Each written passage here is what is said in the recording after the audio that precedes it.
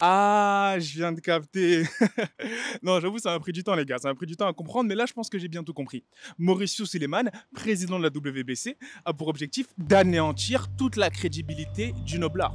Bah oui, parce que là, je vois pas d'autres explications. Comment est-ce qu'en ayant battu un YouTuber, un basketteur et deux retraités de l'UFC, on se retrouve à potentiellement intégrer le classement des lourds légers officiel de la WBC? C'est la bombe que vient de lâcher Mauricio Suleiman, président de la fédération WBC, l'une des plus prestigieuses en boxe anglaise. C'est pas le président de la canne de ton quartier, non, là c'est le président de la WBC qui annonce au calme, ce matin, tranquillement sur Instagram et Twitter, qu'en cas de victoire sur Hasim Rahman Jr., Jake Paul aura la possibilité d'être ranké au classement officiel de la WBC des Cruiserweight. Ce même classement qui contient des boxeurs tels que Isaac Chamberlain, Sergei Kovalev, Badou Jack et le champion très costaud gros puncher Ilunga Makabu. Donc là, ça ouvre la possibilité pour des boxeurs mondialement classés de se retrouver en dessous de Jake Paul. Hell no! Way to go. Everybody came for us, so that's why ain't no quick, no days off. Way to go. Why you all the time on me? I'm a king, I'm obsessed by the label. Way to go. They say I'm different.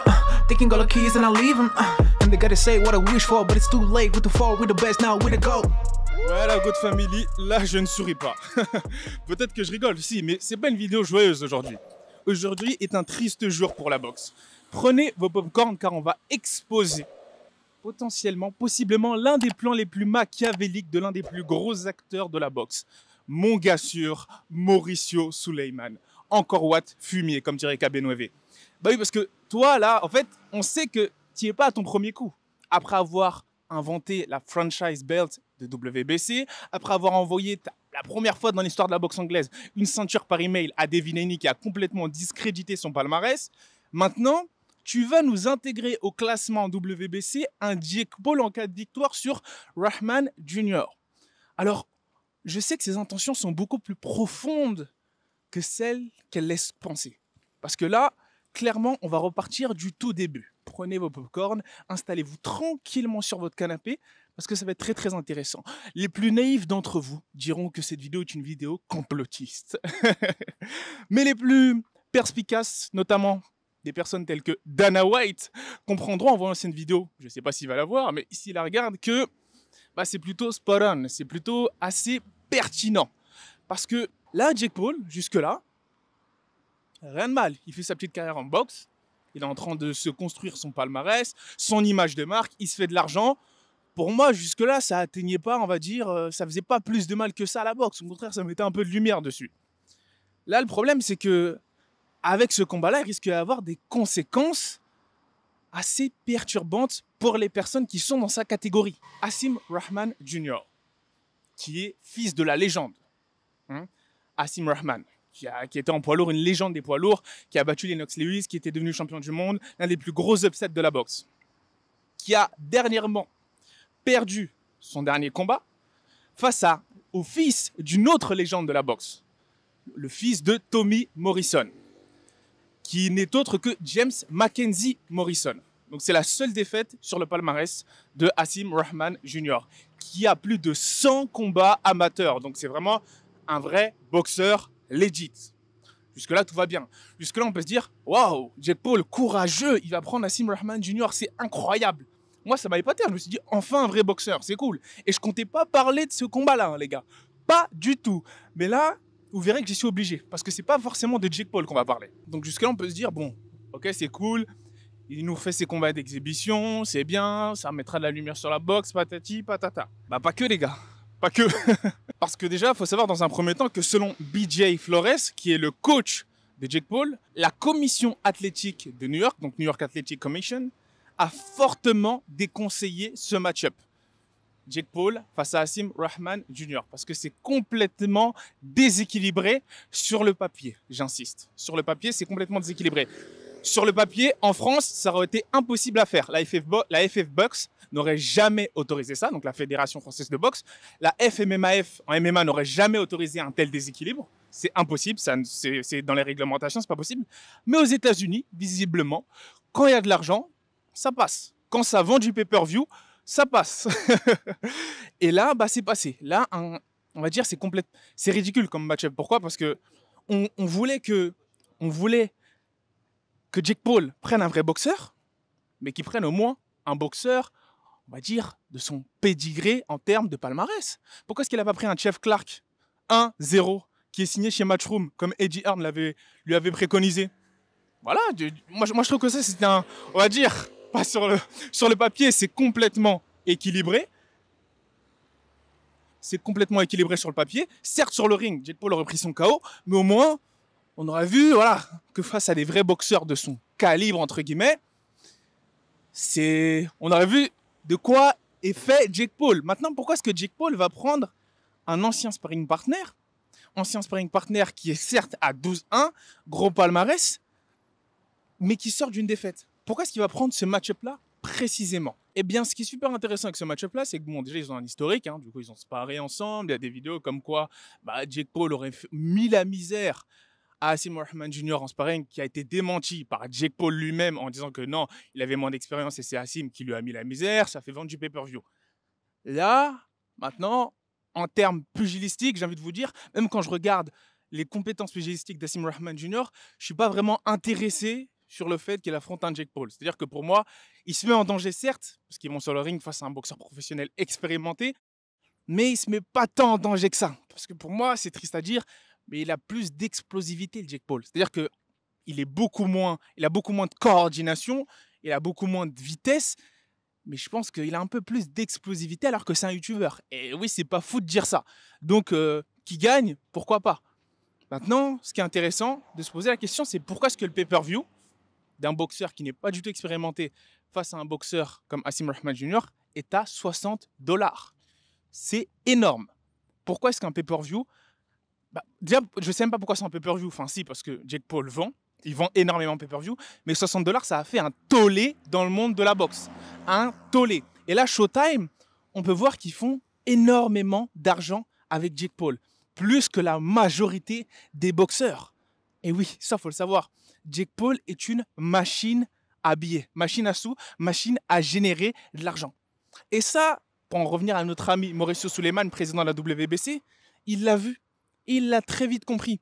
Et c'est l'un des premiers à avoir sauté le pas. Et c'est l'un des premiers, parce que tous les autres, ils sont réticents. Président de la WBO, WBA, IBF, ils sont assez réticents à reconnaître Jake Paul comme un vrai boxeur à classer ou à insérer dans les classements. Mais là, le fait qu'il l'ait dit publiquement, Mauricio, ça peut créer quelque chose de mauvais. Et surtout, ça montre ses intentions. Pourquoi?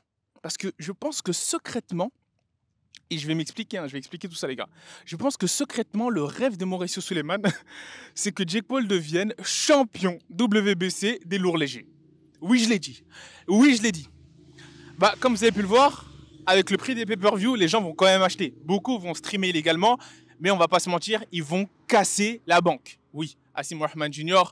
et Jake Paul vont casser la banque. Même si l'athlétique, on va dire la New York Athletic Commission déconseille fortement ce combat-là, à moins qu'il y ait une clause, et moi je suis persuadé, après ça c'est mon avis personnel, à vous d'être de mon avis ou pas, qu'il y ait une clause de non-KO sur le contrat. S'il n'y a pas de clause de non-KO sur le contrat, ça va être très très dangereux pour Jake Paul. Très très dangereux pour Jake Paul, et c'est un combat je le respecte, même il est assez fou d'ailleurs, parce que prendre un combattant aussi expérimenté sans clause de non-KO, mais je pense que sur tous ces combats, face à des vrais combattants, et je parle de là, à partir de Ben Askren, Tyron Woodley, et le dernier qu'il a battu, non, c'était Tyron Woodley toujours, et je pense qu'il y avait des clauses de non-KO, parce que c'était assez étrange dans le premier combat face à Tyron Woodley, et là on peut dire que je suis un hater, oui, défoulez-vous, les fans, les fanatiques de Jake Paul en commentaire, ça fait du référencement. Défoulez-vous en commentaire, ça va faire du référencement. Mais je pense, ça c'est mon avis personnel, que la manière dans le premier combat face à Tyron Woodley, dont Tyron Woodley avait l'opportunité d'accélérer, juste en envoyant un 1-2 lorsqu'il l'avait sonné et qu'il est tombé dans les cordes et qu'il ne l'a pas fait, je pense qu'il a vu un billet s'envoler s'il accélérait. Et là, je pense que ça va être la même chose avec Asim Rahman Jr., même s'il a complètement démenti.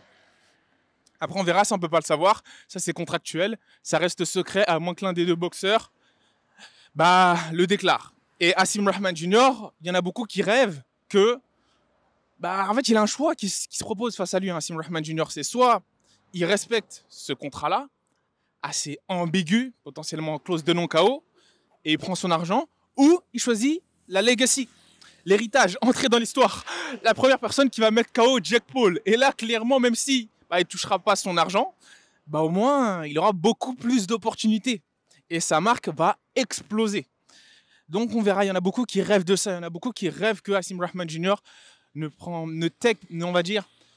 plonge pas dans ce combat-là, ne prenne pas le billet et mette KO un Jake Paul, même si ça mettra en danger sa chance de toucher le jackpot. Bon, là, moi, je suis personne pour parler là-dessus. J'ai pas de vue sur le contrat. Mais mon avis personnel me dit que, pour en revenir au pay-per-view et à l'Athletic Commission, beaucoup déconseillent ce combat-là, mais $60 le pay-per-view, il vend beaucoup. Il vend beaucoup. J'ai pas les chiffres, mais j'essaierai de les afficher. Les derniers pay-per-view de Jake Paul, ils sont astronomiques avec Showtime. Pourquoi est-ce que Mauricio Suleiman voudrait inclure un Jake Paul dans la fédération de la WBC et voudrait potentiellement que ce dernier puisse attraper une ceinture, même une ceinture intérim, tout ce que vous voulez, une ceinture, même intercontinentale. Bah, d'ailleurs non, une vraie ceinture WBC, je dis n'importe quoi, parce que pour les autres champions intercontinental intérim, je ne sais pas si on paye ce qu'on appelle des redevances à la fédération. Ça, c'est le mot-clé. Sanctioning fees en anglais. Il faut savoir que lorsqu'on a un champion en boxe anglaise, et ça j'en avais parlé dans d'autres vidéos, bah, dès lors que tu es champion d'une fédération, WBO, WBC, WBA et IBF, tu payes ce qu'on appelle des sanctioning fees en anglais, donc des redevances. Un pourcentage de ta paye, de ta bourse de combat, va à la fédération, ce qui leur permet d'être toujours si blindés, prestigieux, etc. Et ça fait énormément polémique, parce que pour des boxeurs tels que, par exemple, Devin Haney ou même Jermell Charlo, qui sont actuellement incontestés et ont toutes les ceintures de leurs catégories respectives, bah, ça fait beaucoup de redevances à payer aux fédérations. Et tu te dis, bah, ça commence à faire cher la ceinture. Pour ça que beaucoup de personnes, lorsqu'ils deviennent, on va dire, incontestés et qu'ils arrivent à attraper toutes les ceintures d'une catégorie, les abandonnent très rapidement pour changer de catégorie. Ça a notamment été le cas de Terence Crawford, qui ne voulait pas payer lui aussi toutes ses redevances. Même Mayweather, à l'époque, avait eu des problèmes avec la WBA parce qu'il estimait que les redevances étaient trop élevées, il ne voulait pas les payer. Et du coup, là on peut se dire, ah, bah ça s'explique en fait. Générer beaucoup d'argent, faire entrer beaucoup d'argent avec des combats qui ne sont pas difficiles à faire, vu que ce n'est pas des combattants du top 20, du top 15, combattants Hasim Rahman Jr. qui n'étaient pas classés, il me semble. Tu génères énormément de cash avec des combats comme ça, facile à faire. Tu fais gagner, tu fais monter la sauce avec un Jake Paul, tu construis le personnage, tu fais rentrer un maximum de fans dans le sport du noblard qui devient de moins en moins noble, mais tu crées une superstar en fait. Tu crées une superstar à la Conor McGregor. Et ça me fait mal au cœur de dire ça parce que Conor McGregor, lui, à l'époque, c'était vraiment the real deal. C'est-à-dire qu'il a vraiment chamboulé le sport des arts martiaux mixtes et ça allait encore d'ailleurs, la poule aux œufs d'or de l'UFC. Mais là, c'est un peu la poule aux œufs d'or de l'UFC de Wish. Désolé le terme. Parce qu'en termes pugilistiques, on ne peut pas comparer en termes d'arts martiaux mixtes à un Conor McGregor. Ça n'a rien à voir. Par contre, en termes de revenus financiers, là, ça se compare fortement. Et là, ce qui est intéressant pour Mauricio Suleiman, c'est d'avoir cette poule aux œufs d'or, qui intègre la WBC. Cette poule aux œufs d'or qui génère des chiffres de fou malade avec Showtime, qui monte les rankings dans la WBC. Et ça, ce serait complètement aberrant. Aberrant qu'un Isaac Chamberlain, qu'un Badou Jack se retrouve imaginé par concours de circonstances en dessous d'un Jake Paul, car ce dernier a affronté des boxeurs qui viennent de je ne sais où, qui lui permettent de monter les rankings. Je vois pas comment est-ce qu'ils vont se démerder pour faire ça, mais ce serait aberrant qu'un fighter qui a réellement affronté des tueurs à gages se retrouve en face d'un ancien YouTuber, actuellement boxeur, oui, si vous voulez, ça irritera le poil de certains, mais de la trempe de Jake Paul. Je vois pas, moi, par exemple, un Isaac Chamberlain être classé en dessous d'un Jake Paul. Ce serait une insulte à déjà même le fait de considérer pour moi. Pour moi, le fait de considérer qu'un Jake Paul puisse intégrer le classement WBC des lourds légers, cruiserweight en anglais, est une insulte. Là, la supercherie va un peu trop loin. Pour moi, ça va trop loin. Parce que, vous voyez, il y a un peu trop de flou sur le fait qu'on puisse débattre du fait qu'on ne sait pas vraiment ce qu'ils mettent dans les combats, clause de... On ne sait pas si c'est des combats d'exhibition. À partir du moment où tu commences ta carrière de boxe en mettant KO un YouTuber, puis un basketteur, puis tu arrives à entrer dans la discussion d'intégrer un classement WBC, pour moi, c'est une insulte. C'est une insulte. C'est-à-dire que là, tu te dis, non, je suis désolé, je ne sais même pas si c'est régulé, tout ça. Ça, dans un autre pays que les États-Unis, ça n'aurait pas été possible. Il faut être conscient de ça, les gars. Il faut être extrêmement conscient de ça. Donc moi, je me dis, Mauricio Suleiman, qui n'est pas à son coup d'essai, hein, avec des trucs comme ça, et même la WBA aussi, ils font des trucs bizarres. Je ferai potentiellement une vidéo là-dessus, mais ils sont sous investigation parce que potentiellement, il y a des gens qui ont payé pour avoir leur ranking. Donc ouais, la boxe là, je comprends Dana White quand il dit que, il avait dit ça l'année dernière, il me semble, la boxe c'est un business broken, donc c'est un business cassé, presque impossible à fixer, à réparer. Et là, je commence petit à petit à comprendre pourquoi est-ce que Dana White, pour moi, qui est un des plus grands entrepreneurs de notre siècle, de notre décennie, en termes de matchmaking, en termes de sport de combat, je comprends pas pourquoi est-ce qu'il s'est pas lancé dans la boxe anglaise plus tôt. Mais il a dû voir le bordel que c'était, et il a dû se dire, autant pour moi. Là, je vois que c'est vraiment foutu. Parce que l'UFC, certes, on peut dire tout ce qu'on veut. Là, et c'est rare pour moi, on va dire, de prendre de prendre la défense de Dana. Mais je prends pas vraiment sa défense, on va dire, je prends de la hauteur. On peut dire ce qu'on veut, il veut pas payer ses fighters, il veut pas faire ci, il veut pas faire ça. Au moins, Dana, on voit que lui, il veut construire un business viable sur le long terme. Mais la boxe anglaise, on a l'impression que c'est juste générer un maximum de cash et le mettre dans les poches de ceux qui sont en haut. C'est un peu on dirait une pyramide de Ponzi. Enfin, je veux dire, c'est très, très... Quand tu regardes le business model de certains et quand tu vois que on va dire des archétypes tels que Jake Paul réussissent à faire leur trou dans la boxe aujourd'hui, tu dis, ah ouais, en fait, c'est tout pour l'argent. Et là, Mauricio Suleiman le confirme en lâchant ouvertement et en se mettant en scène avec un Jake Paul, avec une ceinture WBC autour de la taille. La honte, à lui, il s'en fiche complètement. À lui, il n'a honte de rien du tout, Mauricio Suleiman. Il y a des gens qui meurent sur le ring. Il y a des gens qui, leur rêve, depuis qu'ils sont tout petits, leur rêve, c'est d'avoir cette ceinture WBC. Ils ont commencé la boxe parce qu'ils n'avaient pas d'autre choix que de boxer pour vivre. Et leur rêve, c'est la ceinture WBC. Et maintenant, lui, ce qu'il fait, c'est s'afficher avec un Jake Paul avec une ceinture WBC autour de la taille. Alors qu'on a, comme champion WBC, des Devin Haney, des Jermel Charles, des vrais tueurs à gages. Des Beterbiev, des Usyk, et j'en passe. Et lui, ce qu'il fait, c'est qu'il a l'intelligence, Mauricio Suleiman, d'afficher un Jake Paul avec un photomontage et une ceinture WBC autour de la taille. Donc je ne sais pas, il a été payé combien pour faire ça, mais si il s'avère que ce n'est pas un combat truqué, entre guillemets, au niveau du contrat. Quand je dis truqué, c'est au niveau de la clause. Je sais que les combats de Jake Paul, pour ma part, je ne pense pas qu'ils étaient truqués. Mais je parle au niveau de la clause. Pour moi, j'ai de fortes suspicions, comme beaucoup sur Internet. Après, c'est pas prouvé, c'est des suspicions. On a le droit d'exprimer encore en 2022, je pense, notre avis. J'ai des suspicions sur le fait qu'il y ait des clauses de non-KO. Et s'il y a une clause de non-KO sur ce combat-là, ou plutôt, s'il n'y en a pas et qu'il arrive à battre à la loyale Hasim Rahman, ce qui serait fort, hein. Moi, je trouve que là, ce serait fort de faire ça. Même si Hasim Rahman, c'est pas le plus fort des lourds légers, loin de là. S'il arrive à battre un boxeur expérimenté comme ça, et à intégrer un classement WBC après avoir battu seulement un boxeur, pour moi, ça reste quand même déloyal. Ça reste quand même injuste. Et complètement injuste. Pendant que nous, on a des boxeurs français qui sont extrêmement talentueux, boxeurs européens qui sont extrêmement talentueux, africains qui sont extrêmement talentueux et qui se tuent d'arrache-pied pour essayer d'intégrer les classements WBC, un ex-youtubeur le fait au bout de 6 combats avec un seul vrai combattant, boxeur, dans son palmarès.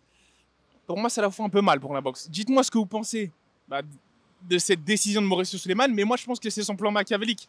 S'en mettre plein les poches via les sanctioning fees que pourrait générer grâce aux ventes de ces pay-per-view Jake Paul. Jake Paul, pour moi, le plan machiavélique de Mauricio Suleiman, c'est Jake Paul génère énormément d'argent grâce à ces pay-per-view qui vont générer de plus en plus d'argent, parce que là, ça va monter de manière assez croissante. Jake Paul, pour moi, dans le monde de la boxe, c'est un peu comme, si vous voulez, dans le monde financier, la crypto. C'est clairement le monde de la crypto, ce mec-là. C'est tout en beaucoup plus accéléré, beaucoup plus spéculatif et beaucoup plus exagéré. Et Jake Paul, là, clairement, pour moi, le plan de Mauricio Suleiman avec Jake Paul, c'est le faire gagner un maximum de crédibilité au détriment de la crédibilité du noblard, ce qui m'énerve énormément. Lui faire gagner un maximum d'argent, faire générer un maximum de cash au sein de l'organisation de la WBC en le faisant monter en étant ranké, pour qu'à à la fin, je pense que c'est l'un de ses fantasmes à Mauricio Suleiman, que Jake Paul puisse devenir un champion du monde. Imaginez, Jake Paul face à Ilunga Makabu. Ce serait fou ça. Qu'il le batte par je ne sais quel moyen et qu'il paye un pourcentage de tous ses revenus qu'il a générés monumentaux à Mauricio Suleiman et la WBC. Ça, c'était ma petite théorie du complot. Dites-moi ce que vous en pensez. Ça me paraît excessivement fou.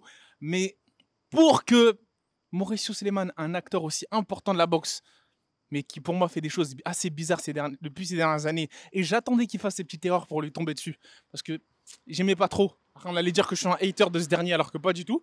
Mais dites-moi si c'est moi qui suis en train de complètement devenir un conspirationniste, ou vous aussi, vous voyez la carotte arriver. Vous voyez là, je le sens pas, cette petite carotte là qui arrive, de la part de Mauricio Suleiman et de la WBC. J'aime pas la tournure qui est en train de prendre le Noblard en 2022. Au début, c'était amusant, c'était un petit game, mais quand tu vois des acteurs qui légitiment ça, des gros acteurs de la boxe, ça commence, selon moi, à devenir assez inquiétant. Moi, c'était ma petite théorie, les gars. Dites-moi ce que vous en pensez en commentaire. Dites-moi si je suis complètement en train de partir en vrille, moi aussi. La fatigue, ça doit être la fatigue. Ou ça peut être quelque chose qui tient la route. Qui tient la route, parce que moi, je vois pas d'autre explication. Clairement.